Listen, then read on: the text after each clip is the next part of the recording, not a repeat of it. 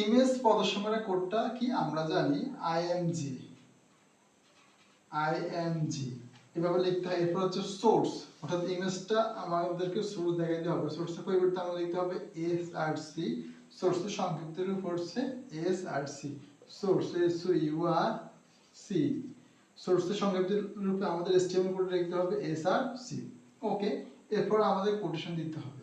দেন হচ্ছে আমাদের ফ্লাওয়ারের নামটা লিখতে হবে, অর্থাৎ ইমেজটার নাম লিখতে হবে। সেটা ফ্লাওয়ার হতে পারে, সেটা যে কোনো বিষয়ের নাম হতে পারে, সেটা নেচার হতে পারে, সেটা ফিশ হতে পারে, সেটা কাউ ইত্যাদি ইত্যাদি যে কোনো কিছু নাম হতে পারে। ইমেজের একটা নাম থাকতে হবে।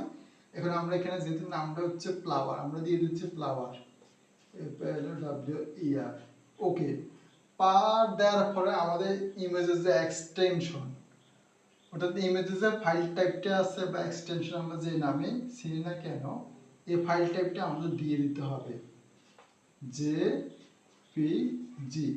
জেপিজি অথবা থাকতে পারে .jpeg, এই নামও থাকতে পারে জেপিইজি এবং পিএনজি নামও থাকতে পারে। তো এগুলো হচ্ছে আমাদের একটা ফাইলের ধরন। যাই হোক, আমরা ওদিকে যাচ্ছি না।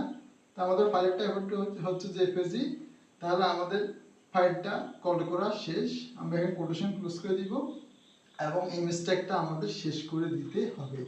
আর আমরা এও জানি ইমেজ হচ্ছে একটা সিঙ্গেল ট্যাগ। ওকে, অন্যান্য ট্যাগ যেরকম এখানে হেড শুরু হয়েছে, এখানে